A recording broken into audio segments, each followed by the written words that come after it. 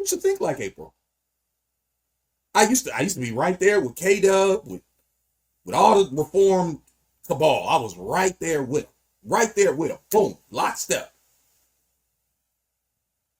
And one day I went on Facebook. I went live on Facebook.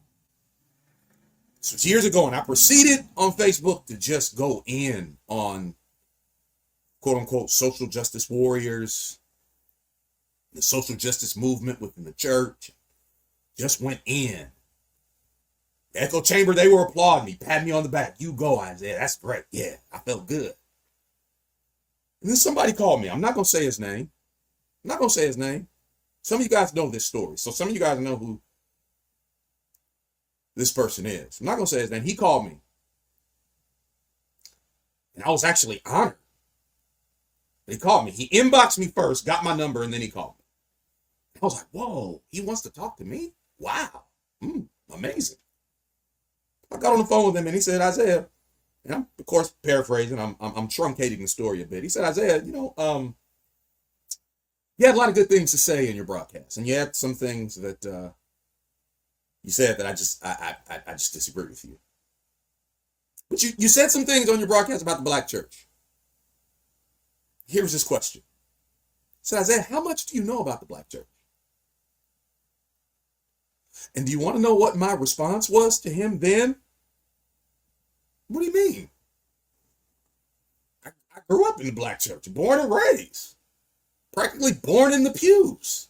What do you mean? What do I know about the black church? All my life, been in the black church. And he pushed back gently and lovingly, and he said, well, just because you grew up in it, just because you were raised in it, that doesn't necessarily mean you understand its legacy and history.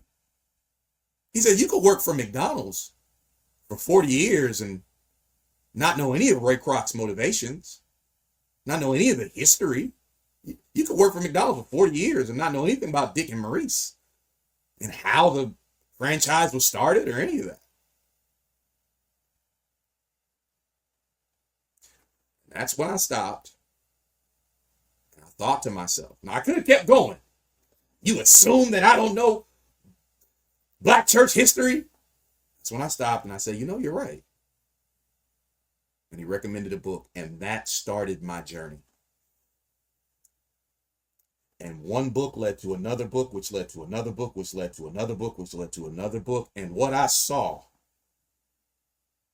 in my studies, what I saw was an amazing picture being painted of the goodness, the graciousness, and the sovereignty of God.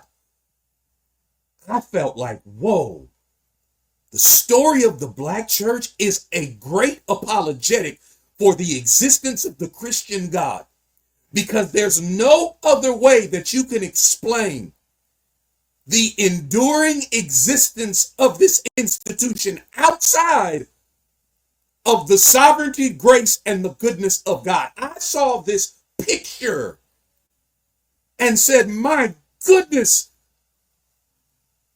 what a mighty God we serve, and more people need to know this.